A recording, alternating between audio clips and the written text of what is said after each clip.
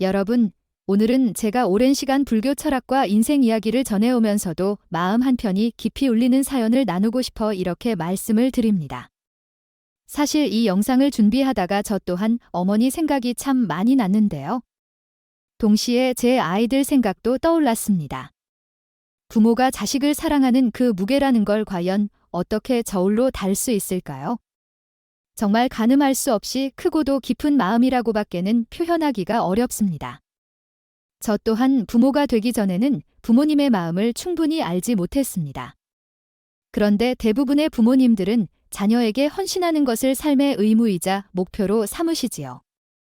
그 어느 누구도 강요하지 않았지만 부모가 되면 자연스레 그런 마음을 품게 됩니다. 그 결과 부모들은 자신의 삶까지도 기꺼이 자녀에게 주려고 하지요. 그것이 때때로 희생이라는 이름으로 불리곤 합니다. 요즘 시대에는 희생이라는 말 자체가 좀 낯설고 어떻게 보면 적당히 쓰이지 않을 때도 있습니다. 하지만 자식을 키우는 부모의 가슴에는 여전히 희생이라는 단어가 선명하게 새겨져 있습니다. 자식이란 부모에게 목숨을 대신해서라도 지켜야 할 대상이라고 할 정도로 각별한 존재니까요. 하물며 재산 같은 건 더 말할 나위도 없이 아낌없이 내어주고 싶어 하는 게 부모 마음입니다. 부모는 허리띠를 졸라매고 자신이 먹고 입을 것을 줄여서라도 좋은 것만 자식에게 주려고 합니다. 절대적으로 가치 있는 시간도 자식을 위해 쏟아붓습니다. 잠을 줄이고 허둥지둥 하루하루를 바쁘게 살아도 그 모든 정성과 시간을 아이에게 몰아주며 기꺼이 삶을 이어갑니다. 그런데 세월이 지나면서 우리 사회에서는 부모님이 위아래로 끼어 사는 상황이 많다고들 합니다. 특히 지금 50대나 60대에 접어든 세대가 그렇지요. 위로는 연로하신 부모님을 모셔야 하고 아래로는 아직 자리 잡지 못한 자녀들을 뒷바라지해야 하는 현실입니다. 중년을 훌쩍 넘어서면 당연히 경제적인 것도 중요하지만 자식이 잘 되느냐 못 되느냐에 따라 부모님의 표정이 확연하게 달라진다는 얘기도 흔히 듣습니다. 자식이 잘나면 머리가 아프고 못나면 가슴이 아프다는 말도 있지 않습니까? 늘 부모는 자식에게 마음을 쓰게 됩니다. 그렇지만 세상의 모든 일이 그렇듯 부모가 무조건적으로 쏟아붓는 이 사랑과 정성에도 불구하고 종종 그와 완전히 반대되는 방향으로 자녀가 부모를 외면하고 싶어하는 마음이 나타나기도 합니다. 오늘 제가 여러분과 나누고 싶은 이야기는 바로 이런 부모를 버리고 싶어하는 자식의 마음에 대한 것입니다. 먼저 아들에게 버림받은 서러움에 자살을 결심한 어머니 이야기를 나눠보겠습니다. 한 어머니가 두 아들과 함께 살고 있었습니다. 어느 날 집을 비운 사이에 불이 났는데 밖에서 돌아온 어머니는 순간적으로 집안에서 자고 있던 아이들을 구해야 한다는 생각밖에 들지 않았다고 합니다. 그래서 주저없이 불길 속으로 뛰어들어가 두 아들을 이불에 싸서 데리고 나왔지요. 아이들은 이불에 덮여 무사했지만 어머니는 전신에 화상을 입고 다리까지 다쳐 절뚝거리게 되셨습니다.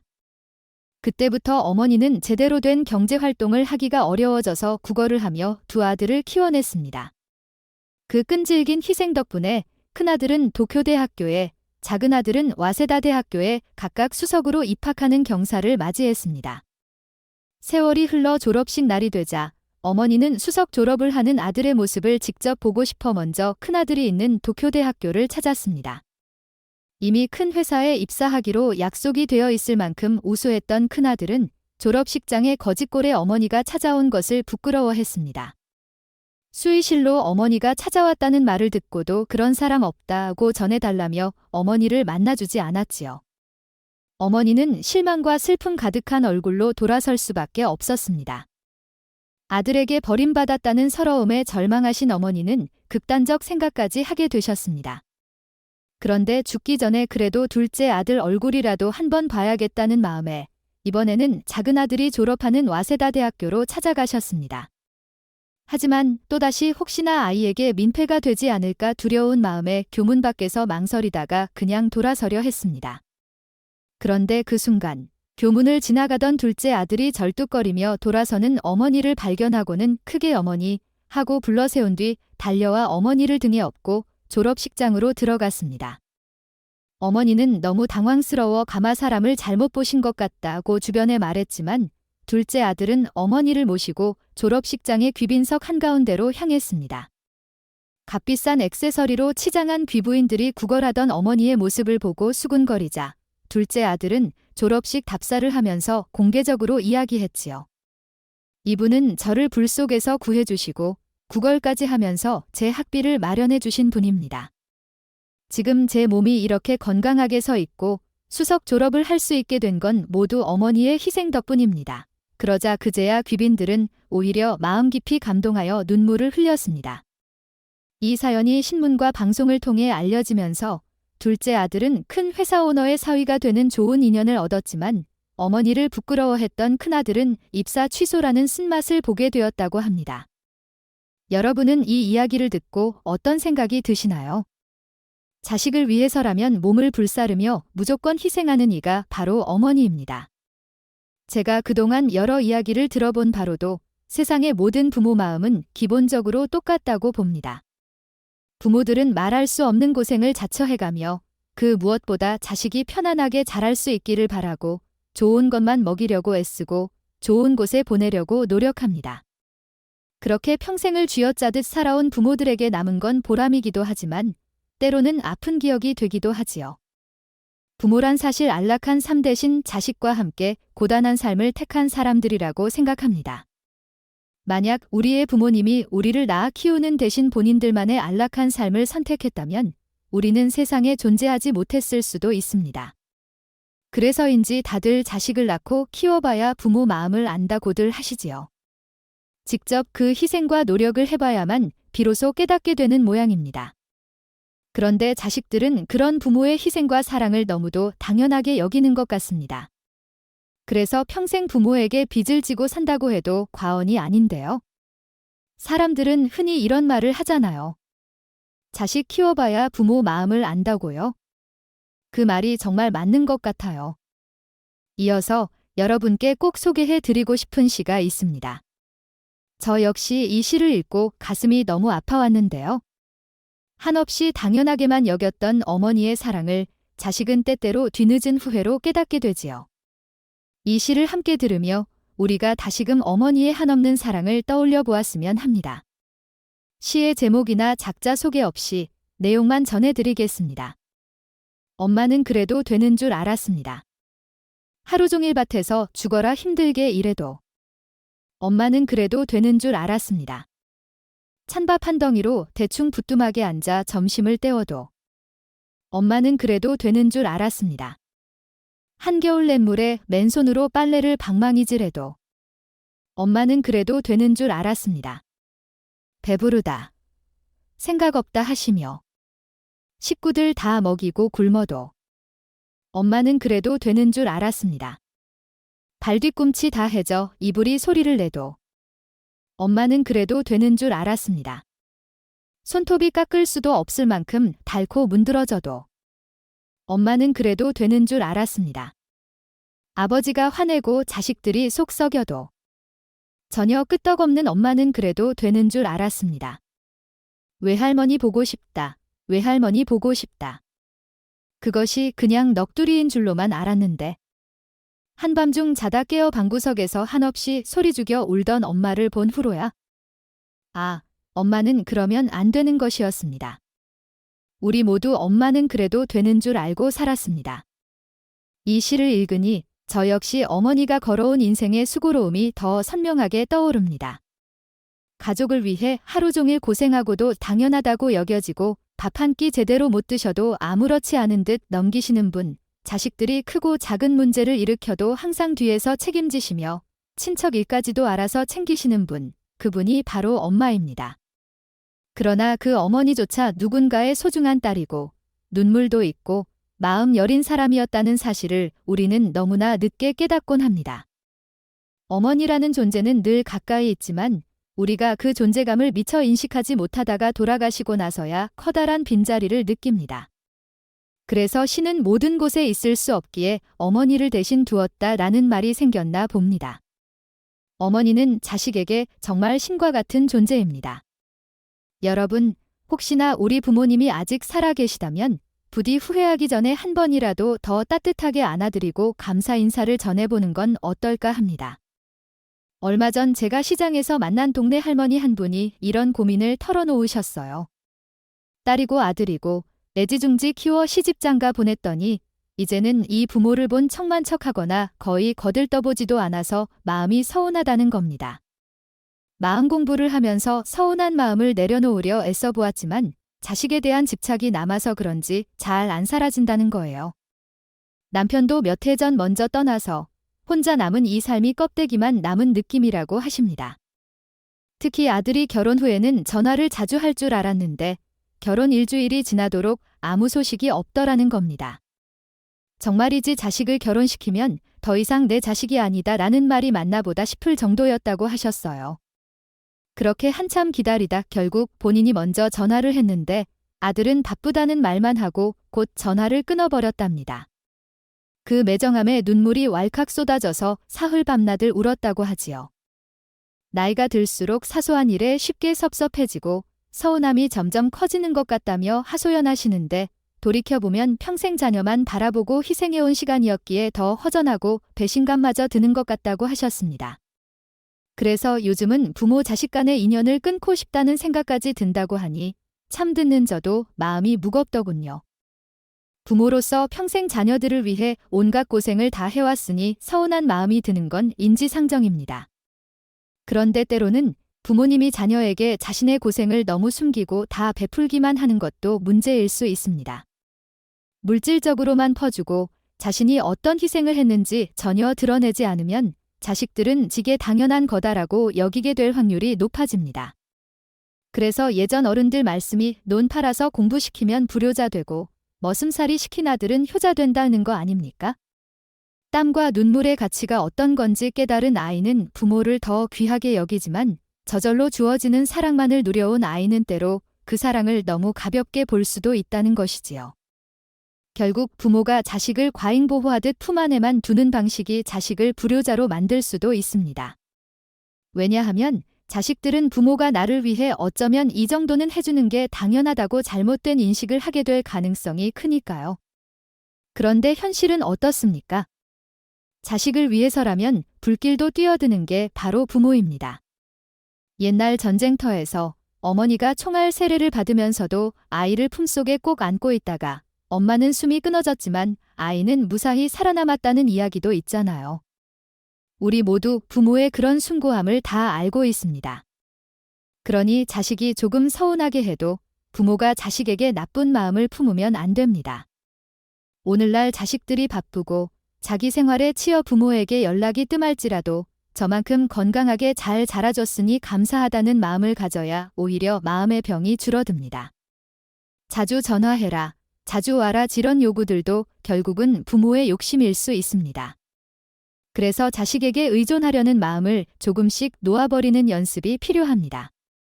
그렇게 하지 않으면 매일이 서운함으로 가득 차고 서로 부담을 주어 오히려 멀어질 수도 있습니다. 부모 자식 간의 관계가 불편해지지 않으려면 서로가 서로에게 짐이 되지 않고 부담 주지 않는 것이 우선입니다. 어머니가 자식을 고맙다, 정말 잘 자라줘서 감사하다라고 생각할 때 그 자식은 언젠가 자연스럽게 효자가 됩니다. 효자나 효녀를 만드는 것은 결코 강요해서 되는 게 아니에요. 고맙다. 내 덕분에 내가 인생의 의미를 찾았다. 내가 있어 내가 부모가 될 수 있었다라고 마음 깊이 우러나와서 생각할 때 자식은 그 진심을 언젠가는 깨닫게 됩니다. 그러니 결국 내 자식을 효자로 만드는 것은 어쩌면 부모 스스로 마음을 달리 먹고 늘 감사해야 하는 태도에서 비롯될 수 있습니다. 뿐만 아니라 우리 부모님들께 제가 한 가지 부탁드리고 싶은 건 이제부터라도 자신을 위한 삶을 시작해보라는 겁니다. 지금까지 자녀 뒷바라지하느라 많이 애쓰셨다면 이제 노년의 삶을 어떻게 알차게 보낼지 구상해보고 그에 맞춰 하고 싶었던 일들을 하나씩 시도해보시는 거죠.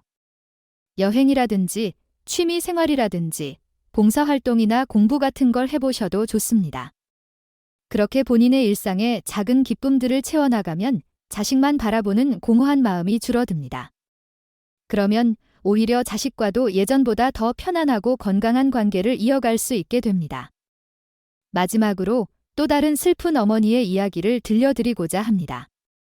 이 이야기를 통해 잠시나마 우리 어머니, 그리고 세상 모든 어머니를 한 번 더 생각하는 시간을 가졌으면 좋겠습니다. 옛날 어떤 시장길 한 구석에서 나무를 파시던 할머니가 있었습니다. 저는 한때 이 시장길을 지나는 것이 너무 고통스러워서 피하려고만 했었는데 지금은 이곳을 지나갈 여유조차도 없을 정도로 바쁜 삶을 살고 있습니다. 그래도 어쩌다 시장에 들를 때면 예전 기억이 떠올라 발걸음이 무거워지곤 했어요. 그러면서 제 마음속에 아련하게 남은 이야기가 있었습니다. 예전에 저를 키워주신 어머니가 있었습니다. 그 어머니는 장사를 하러 나가시기 전 제게 밥 꼭 챙겨 먹고 학교 가거라 하시곤 했지요. 하지만 저는 가난이 너무나 싫어서 어머니가 나가시는 걸 보면서도 잠자는 척했습니다. 이 지긋지긋한 가난을 언젠가는 벗어나고 말겠다는 생각으로 하루하루를 살았습니다. 학교를 가려고 집 밖에 나서면 시장 한 귀퉁이에서 절뚝거리며 나무를 팔고 계시는 어머니 모습이 보입니다. 저는 어머니가 저를 발견할까 봐 황급히 도망치곤 했습니다. 사실 우리 부모님은 막노동을 하시다가 아버지가 사고로 돌아가시고 어머니는 한쪽 다리를 다쳐 제대로 걷지도 못하셨습니다. 절뚝거리면서도 들판에 나가 나무를 캐오시고 밤새 다듬어서 시장에서 파는 어머니 모습이 싫었습니다. 힘들어도 기꺼이 해주시는 일인데도 저는 그 모습을 부끄럽게만 여겼습니다. 어머니는 저를 보면 늘 기쁜 표정으로 돈을 몇 푼 쥐어주셨습니다만 저는 난 거지 자식이 아니란 말이야 라며 화를 냈고 투덜거리며 집을 나가 버리기도 했습니다. 다음 날 아침엔 어머니가 시장 간 사이를 틈타 몰래 책가방을 챙겨서 학교에 갔습니다. 밥을 챙겨 먹지 못했기에 약수터 물로 대충 배를 채웠습니다. 그래도 저는 공부만큼은 악착같이 했습니다. 부잣집 아이들보다 더 좋은 성적을 받으면서 언젠가 이 가난에서 꼭 벗어나겠다고 마음먹었죠. 그런데 어느 날 어머니가 절뚝거리며 교실에 들어오신 일이 있었습니다. 장사하려고 다듬은 나무를 한 보따리 들고 제가 학교에 오지 않아서 걱정이 되셨던 거죠. 선생님과 면담을 마친 뒤 돌아가시는데 그 모습이 부끄러웠던 부잣집 친구가 야, 너네 엄마 병신이었냐? 라며 어머니 걸음걸이를 흉내내고 아이들과 함께 깔깔대며 웃었습니다. 저는 화가 나서 그 친구를 마구 두들겨 패버렸고 교실에서 뛰쳐나왔습니다. 저녁 무렵 집에 돌아오니 잘 차려입은 그 친구 엄마가 집 앞에서 어머니에게 큰 소리를 치며 항의하고 있었습니다. 어디 감히 우리 귀한 자식 얼굴을 이렇게 만들었냐는 둥, 제대로 못 배운 티가 난다는 둥 막말을 퍼부었습니다. 어머니는 그저 죄송하다고만 하셨고 저 또한 그런 어머니가 너무 싫었습니다. 안으로 들어가서 어머니에게 다시는 학교에 오지 말라, 창피해 죽겠다라고 막말을 쏟아냈습니다. 어머니가 걱정이 돼서 그랬다고 하시자 저는 차라리 엄마가 없었으면 좋겠다는 폭언까지 하고 말았지요. 어머니는 힘없이 눈물을 삼키셨지만 저는 애써 못 본 척, 잠자는 척했습니다. 그리고 마음속으로 난 반드시 성공할 거야 라고 되뇌었습니다. 다음 날 아침 어머니는 학교 수업료라고 꼬깃꼬깃한 돈을 건네주셨는데 그것마저도 저는 창피하게 느꼈습니다. 그래도 학교에 가면 선생님은 늘 저를 따뜻하게 대해주셨습니다. 어머니께 잘해드리라는 말씀도 해주셨고요. 그런데 집에 돌아오는 길에 저는 길모퉁이에서 배추가게 쓰레기통에서 배추잎들을 주워 모으시는 어머니를 보고는 눈길을 돌려버렸습니다. 그날 저녁 어머니께서 그 배추잎으로 국을 끓여 내놓으시니 저는 또 화를 내며 역시 우린 거지다라고 투덜댔습니다. 그런데 사실 그날이 어머니 생신이셨다고 하더군요. 저는 몰랐습니다.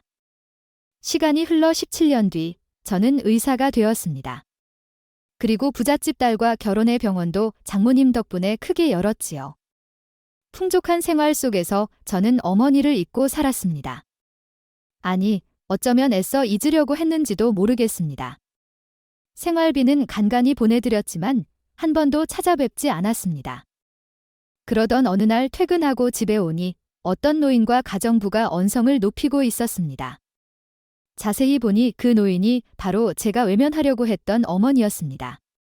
전보다 더 야윈 얼굴에 허름한 옷차림, 여전히 절뚝거리시는 다리. 어머니가 저를 보며 민서가 많이 좋아졌구나 하고 기쁘게 말씀하셨지만 저는 사람 잘못 보셨습니다. 저는 최영호입니다. 라고 매정하게 말해버렸습니다. 그리고 그동안 생활비로도 모자라셨습니까? 왜 여길 찾아오셨습니까? 라며 차갑게 내쫓다시피 했습니다. 가정부가 근처에서 노망이 났나 하고 궁시렁대는 소리까지 들렸습니다. 그 후 한 달 동안 저는 악몽에 시달렸습니다.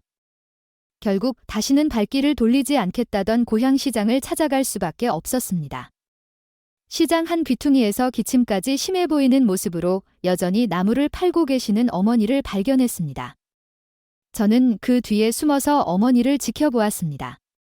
나무를 사려는 한 아주머니가 할머니는 자식이 없나요? 라고 묻자 어머니는 활짝 웃으면서 있죠. 우리 아들. 서울 큰 병원의 의사예요. 자꾸 나보고 같이 살자고 하는데 내가 싫다 했지? 내가 살면 얼마나 산다고 자식 신세를 져요? 우리 아들 같은 사람 세상에 둘도 없어. 효자 중에 효자예요. 라며 자랑을 하셨습니다. 저는 아무 말도 못하고 집으로 돌아섰습니다. 집은 여전히 낡고 쓰러질 듯 그대로였습니다. 저는 문틈 사이에 돈 봉투만 밀어넣고 돌아왔습니다. 그로부터 1년 후 저는 고등학교 때 담임선생님께 어머니가 돌아가셨다는 전화를 받았습니다. 이상하게 그 소식을 듣자마자 저는 다시 그 집으로 발길을 옮겼습니다. 시장 어디에도 이제 어머니 모습은 보이지 않았습니다. 대신 선생님이 그 집에서 혼자 계셨습니다. 선생님은 저에게 한 보따리를 건네며 풀어보거라 하셨습니다. 그 안에는 돈이 들어 있었습니다. 이건 내 어머니가 너에게 주시는 마지막 선물이다. 혹시나 내가 돌아오면 그리고 혹시 사업이라도 할까봐 필요할까 해서 모아두신 돈이라고 하셨다고 전해주셨습니다. 그러면서 제가 몰랐던 사실들을 알려주셨습니다. 사실 저는 어렸을 적 쓰레기통에서 먹을 것을 뒤지다가 발견된 아이였다고 합니다. 자식이 없던 어머니와 아버지는 저를 데려다가 키워주셨는데 그게 얼마나 기쁜 일이었는지 모른다고 하셨어요. 그런데 한날 건설 현장에서 무너지는 철근 밑에 제가 깔리게 된 순간 어머니가 뛰어드셨고 아버지도 어머니와 저를 구하려다 목숨을 잃으셨다고 합니다. 어머니는 한쪽 다리를 다쳐 평생 절뚝거리게 되셨지요. 너는 아버지의 목숨과 어머니의 다리로 살아난 복 많은 아이라는 말에 제 마음이 무너졌습니다. 주위에서 고아원에 보내라고 권유했지만 어머니는 내 목숨보다 소중한 아이라며 끝까지 절 포기하지 않으셨다고 했습니다. 그 뒤로 줄곧 시장 한 구석에서 나무를 팔며 어렵게 저를 키워내셨고 저 대학 학비를 마련하기 위해 본인 병조차 제대로 치료받지 못했던 겁니다. 게다가 저는 암 전문의인데 정작 어머니는 암으로 돌아가시게 되었다는 사실을 듣고 죄책감과 후회가 한꺼번에 밀려왔습니다. 하지만 그럼에도 불구하고 어머니는 마지막까지도 저를 원망하지 않으셨습니다. 선생님 말씀으로는 저에게 늘 내 아들이 최고다. 잘 되고 있을 거다. 내가 가면 민서가 혹시 마음 아파할까봐 그냥 몰래라도 한번 보고 오고 싶다고 하셨다고 합니다. 그 이야기를 듣는데 이토록 헌신적이고도 절절한 사랑을 베풀어 주신 어머니를 제가 버리고 모른 척했다는 사실이 가슴에 대모처럼 박혔습니다. 어머니의 사진에는 잔잔한 미소가 머물러 있었습니다. 이런 자식마저도 어머니는 사랑하신다는 것이지요. 그 뒤로 저는 시간이 날 때마다 가끔 그 시장을 찾곤 합니다. 어머니가 여전히 그곳에서 나무를 팔고 계실 것 같아서 말이지요. 마음속으로 늘 사랑합니다. 나의 어머니. 그리고 나의 아버지. 감사합니다라고 중얼거립니다. 여러분, 오늘 제가 전해드린 이야기들을 들으면서 부모와 자식 사이의 인연이 얼마나 소중한가를 다시금 느끼셨을 것 같습니다. 우리가 나이가 들면서 깨닫게 되지만 부모님은 정말 우리의 가장 든든한 버팀목이자 우리가 여태 살아가는 원동력이 되어주셨습니다. 물론 어떤 부모와 자식 관계는 늘 화목하지만은 않을 수 있습니다. 때로는 서로에게 상처를 주고받을 때도 있습니다. 그럼에도 불구하고 부디 자식된 우리는 부모님께 감사한 마음을 늦기 전에 전할 수 있길 바랍니다. 그리고 부모님께서는 자녀들에 대한 지나친 기대와 의존을 조금씩 내려놓으시면서 스스로를 돌보는 삶을 꾸려가실 수 있길 소망합니다. 이 영상, 이야기를 들으신 모든 분께 제가 다시 한번 강조해드리고 싶은 건 부모와 자식 간의 인연은 억지로 맺은 게 아니라는 사실입니다.